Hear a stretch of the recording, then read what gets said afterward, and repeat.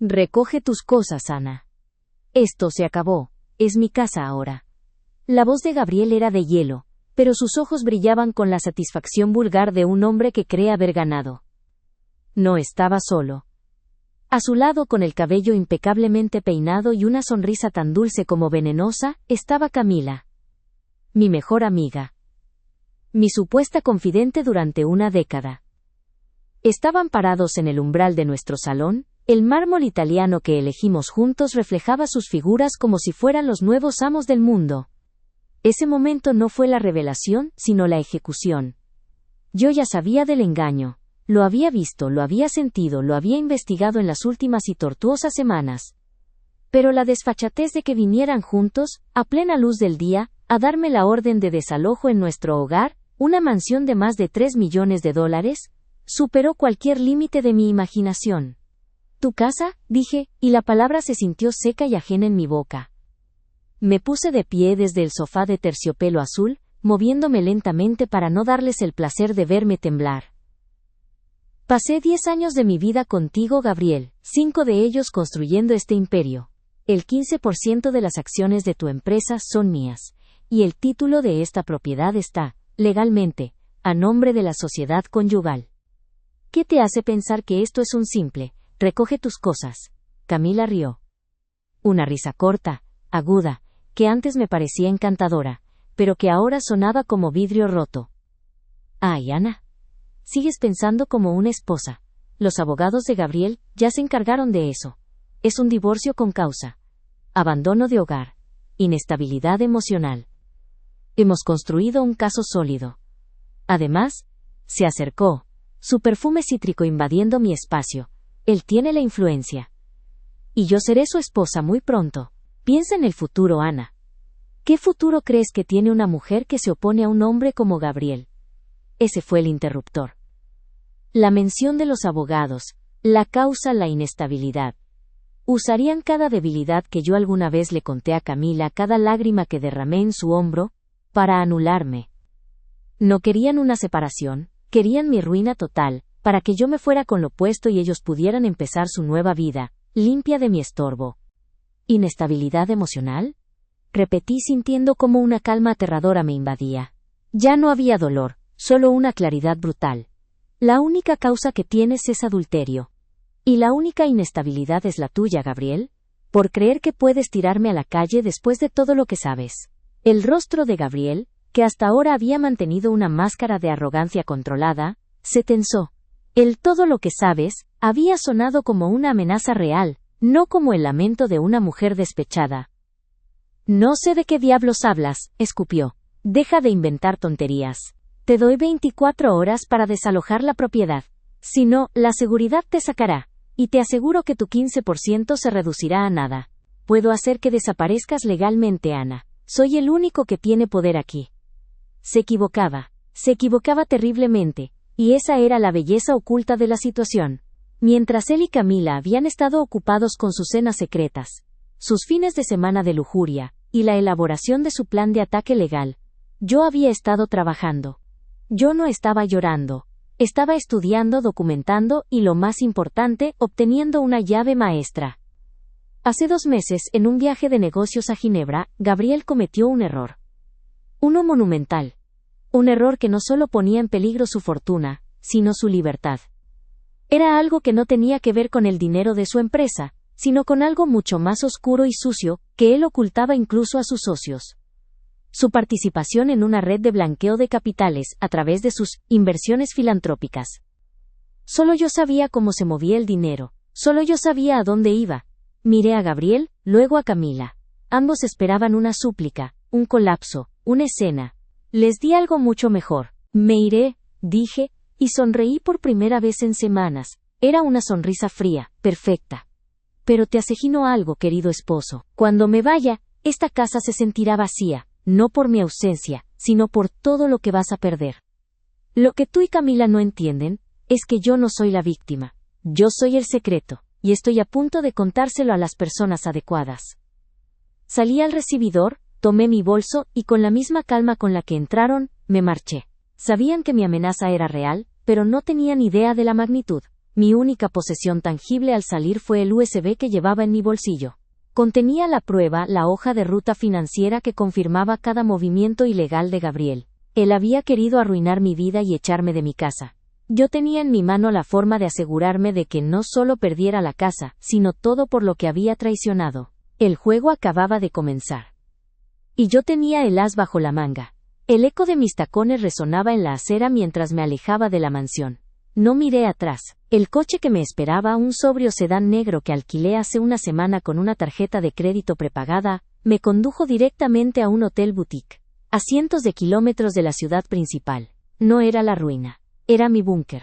Una vez a salvo en la suite anónima, la calma que había exhibido ante Gabriel y Camila se transformó en una fiebre helada de planificación. Saqué el USB. Su cuerpo de metal era insignificante, pero su contenido era una bomba atómica. El libro filantrópico, como yo lo llamaba en mi mente, era el registro completo de la operación de blanqueo de capitales que Gabriel había enmascarado durante años. Detallaba transferencias, beneficiarios falsos en paraísos fiscales y, lo más crucial, la conexión con figuras políticas de alto perfil que jamás podrían permitirse un escándalo. Mi primera llamada no fue a un terapeuta, sino a Elías Volkov. Volkov era el abogado de divorcios más temido de la ciudad. Un lobo con traje de seda que solo aceptaba casos donde el dinero olía a sangre, y el de Gabriel apestaba. Le dije que era un caso de alto riesgo, traición conyugal y fraude corporativo. Quiero que lo deje sin un centavo, Elías. Pero más que eso, quiero que sienta que el suelo tiembla bajo sus pies, antes de que se dé cuenta de que soy yo quien lo está moviendo. Le instruí, manteniendo el tono profesional y desprovisto de emoción. Le envié una versión cifrada de las pruebas. Volkov no tardó ni una hora en devolver la llamada. Ana, estas pruebas, esto no es un divorcio. Esto es una carpeta federal. No solo vas a tomar su dinero, vas a conseguir que lo encarcelen por décadas. Ese es mi seguro, respondí. Él quiere arruinarme a mí con mentiras. Yo lo arruinaré a él con la verdad. Mi objetivo en el divorcio es el control total de la propiedad, y una liquidación de activos que me permita vivir tranquilamente. El USB es el arma que garantiza que no se resista. Si lucha en la corte de familia, libero esto a las autoridades financieras. Es una pistola en la cabeza, Elías. Asegúrate de que él lo sepa. Mientras Elías preparaba la demanda que cambiaría la narrativa de abandono de hogar a disolución de sociedad por fraude criminal, yo me dediqué a mi red de seguridad. Creé 2 copias de seguridad más del libro filantrópico, y las deposité en 2 cajas de seguridad bancarias separadas, una a mi nombre legal, y otra a un nombre de empresa ficticio. Finalmente, envié un sobre anónimo y sin remite a un periodista de investigación económico que Gabriel odiaba profundamente. El sobre contenía solo 3 páginas, un extracto de una transferencia particularmente flagrante, y una nota que decía: mira Ginebra. Pregunta por Leda Investment S.A. Esto era solo el anzuelo, lo suficiente para distraerlo y hacerlo dudar. En la mansión el ambiente había pasado de triunfo a tensión, en menos de 48 horas. Gabriel estaba furioso por mi calma. Lo que lo hizo estallar no fue la amenaza del 15%, sino mi mención del todo lo que sabes. Llamó a su equipo de seguridad y a sus abogados. ¿Qué diablos sabe Ana? ¿Dónde está el puto libro mayor de inversiones filantrópicas? Búsquenlo. Camila, instalada en la suite principal, intentaba calmarlo con caricias vacías. Cariño, es Ana. Es una mujer histérica, dolida. Solo está diciendo tonterías para asustarte. Pero Gabriel, a pesar de su arrogancia, no era tonto. Sabía que yo era metódica. Sabía que yo había manejado esa parte de sus negocios. Cuando su personal le confirmó que el registro de Ginebra, la llave maestra de su fraude, había desaparecido de su servidor privado, el pánico se hizo carne. Congela todo, bloquea sus cuentas, cancela sus tarjetas, pon la casa en máxima seguridad, le gritó a su abogado. Quería asfixiarme financieramente, reducirme a la indigencia para obligarme a volver y negociar el USB. Y así lo hizo. Al mediodía del tercer día mi teléfono sonó con notificaciones bancarias, cuentas congeladas, líneas de crédito canceladas. El ataque era total. Era una señal de que Gabriel había mordido el anzuelo. Estaba asustado. Pero Gabriel no sabía que, antes de mi partida, había hecho una transferencia de emergencia a una pequeña cuenta que nadie conocía, fruto de mis propios ahorros durante años. y que había pasado desapercibida como un pago a proveedor. Era modesta pero suficiente para financiar mi guerra.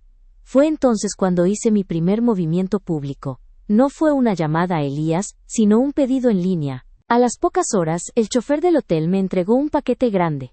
Lo abrí y puse el contenido sobre la mesa. Un costoso reloj de oro macizo. Lo había comprado usando mi pequeña cuenta secreta. Y lo envié a mi dirección. La mansión. No era para que me lo devolvieran. Era un mensaje. Un recibo por más de $50,000 que llegaría a manos de Gabriel. El recibo era una burla clara. No estoy arruinada. Estoy gastando tu dinero. Y sé dónde encontrarte. Horas más tarde, Elías Volkov presentó la demanda de divorcio. La solicitud oficial incluía una citación judicial ineludible y una nota personal a Gabriel, escrita por Elías, que decía simplemente: Celo de Ginebra. La partida se había vuelto irreversible. La citación judicial y la nota de Elías Volkov cayeron sobre el escritorio de Gabriel como dos balas. No podía seguir negando la realidad. Ana no era una esposa despechada, era una estratega. El simple hecho de que supiera el nombre Ginebra y la cuenta Leda Investment S.A. significaba que tenía el libro filantrópico. La burla del reloj de oro era solo la cereza del pastel. El pánico de Gabriel ya no era contenido, era desordenado y rabioso. Las figuras políticas y los socios de los que dependía para su esquema de blanqueo de capitales lo presionarían si se desataba el escándalo. Tenía que recuperar el USB antes de que el periodista que él odiaba, ya alertado por el anzuelo de Ana, publicara algo. «¡Necesito esa unidad!», gritó Gabriel, arrojando una lámpara de diseño contra la pared. Camila, ahora histérica, entendió que su sueño de ser la señora de la casa se desmoronaba. «Ella no está negociando, Gabriel, está jugando con fuego». «Pues la traeremos de vuelta al infierno», dijo él, sus ojos inyectados en sangre. Su única opción era la confrontación directa para recuperarlo por la fuerza, o al menos, para intentar un último intercambio. Gabriel envió un mensaje de texto. No por teléfono, sino a través de un canal cifrado que usaban para asuntos sensibles. «Quiero negociar. En persona. El USB por la casa y $500,000. Ven sola. Sé dónde estás». Ana ya esperaba el movimiento. Sabía que él rastrearía el alquiler del coche o la cuenta secreta, pero le había dado la ventaja de creer que su dinero congelado la había asfixiado lo suficiente como para obligarla a aceptar $500,000 como limosna. La negociación se pactó para la noche siguiente en el punto más neutral posible, el restaurante más caro de la ciudad, un lugar público donde Gabriel no se atrevería a armar un escándalo físico. Pero Ana no se fiaba de las apariencias. Su verdadero plan no era intercambiar el USB, era hacer un espectáculo de su victoria. Durante el día, Elías Volkov, por orden de Ana, hizo un movimiento táctico final. No a las autoridades, sino al periodista de investigación anónimo. Envió el enlace cifrado y la clave de acceso a toda la documentación de Ginebra, con instrucciones de publicar todo exactamente a las 8 de la noche siguiente. La hora de la cena. El momento en que Gabriel estaría más distraído. Cuando llegó la hora, Ana se vistió con un traje negro impecable. No llevó joyas, salvo un pequeño collar con un dije, un mini USB falso, hecho de plástico. El verdadero libro filantrópico permanecía seguro en una caja de seguridad impenetrable. Al entrar al restaurante, la atmósfera era cargada. Gabriel y Camila estaban sentados en una mesa apartada, esperando. Camila llevaba un vestido rojo tan ostentoso que gritaba, segunda esposa, pero la tensión en su rostro era palpable. «Ana, qué gusto verte», dijo Gabriel con una falsa calidez, señalando la silla frente a ellos. «Ahorrémonos las hipocresías, Gabriel. ¿Sabes por qué estoy aquí? Tienes mi oferta. Retiras la demanda de divorcio por causa, y me entregas el título de la casa, y yo te doy esto», dijo Ana, sacando el dije de su collar, el USB falso, y dejándolo caer sobre la mesa de caoba. El brillo en los ojos de Gabriel fue animal. Estaba a su alcance. «Espera un momento», dijo, haciendo un gesto a un hombre fornido que, casualmente, estaba leyendo un periódico en la mesa de atrás. Era su jefe de seguridad, disfrazado. La trampa se había activado. El hombre se acercó, pero antes de que pudiera tocar el objeto, Ana puso la mano sobre el USB falso. «Alto ahí», Su voz era un susurro gélido, pero cortante como un diamante. Hay algo que no has entendido, Gabriel. Tú crees que estás negociando por el secreto. Pero yo siempre supe que intentarías esto. ¿Realmente crees que te daría la única prueba de tu vida criminal en un plato de plata? Gabriel se puso pálido. Camila tragó audiblemente. Estás mintiendo, gruñó. ¿Miento? Mira tu teléfono, querido. Ana sonrió con una autenticidad espeluznante. A las 8 de la noche en punto, justo cuando el jefe de seguridad iba a abalanzarse, los teléfonos de Gabriel, Camila, y curiosamente, casi todos en el restaurante, vibraron con una notificación de última hora. El titular del periódico de investigación era contundente: exclusiva, El Mahoara, libro filantrópico, del magnate Gabriel Fuster, la ruta secreta de $300 millones en blanqueo de capitales. El artículo no dejaba ningún cabo suelto. Había capturas de pantalla de las transferencias, la conexión con Leda Investment S.A. en Ginebra, y la implicación de los políticos que le daban inmunidad a Gabriel. El rostro de Gabriel se descompuso. En ese instante, entendió que el USB en la mesa era solo una pieza de plástico inútil. El verdadero secreto ya estaba fuera. El juego no era para negociar, era para ganar tiempo. Ana se levantó, sin tocar el USB falso. Ya no lo necesito, Gabriel. El secreto para arruinarte no estaba en mis manos. Estaba en las suyas, dijo señalando a la mesa, donde el jefe de seguridad de Gabriel, ahora completamente inútil, seguía de pie. Disfruta de la cena. Y de la cárcel. El clímax había terminado. La caída de Gabriel Fuster era inevitable. La explosión informativa en el restaurante fue el preludio de un caos que trascendió la elegancia del lugar. Mientras Ana se alejaba con paso firme, dejando a Gabriel petrificado ante su teléfono, el murmullo de los comensales se convirtió en un coro de pánico. Los guardaespaldas de Gabriel, que estaban en alerta para secuestrar el USB, ahora se miraban entre sí, debatiendo si su deber era protegerlo del escándalo o salvar sus propios cuellos. Gabriel intentó marcar el número de su principal abogado, pero la llamada no pasó. Un mensaje de texto entró. La firma me retira. Necesitas un penalista, y no te puedo recomendar uno. Lo siento. El mensaje era de su socio principal, el primer roedor saltando del barco que se hundía. Camila se levantó de un salto, roja de furia y miedo.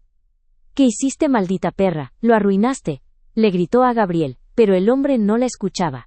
Su mundo se había reducido al titular en la pantalla. Cuando Gabriel finalmente salió del restaurante en un estado de negación histérica. No fue en el coche de lujo, fue interceptado en el aparcamiento por 2 agentes federales de Paisano. El periódico de investigación, al ser una fuente de información verificada, y al tratarse de un delito tan grave como el blanqueo de capitales, había acelerado la intervención de las autoridades. El libro filantrópico era la prueba que el Estado siempre había necesitado para desmantelar su red. El desenlace legal fue tan rápido como brutal. En el divorcio, la demanda por abandono de hogar de Gabriel quedó instantáneamente anulada por la evidencia abrumadora de fraude. Elías Volkov se aseguró de que Ana obtuviera una sentencia de divorcio excepcionalmente favorable.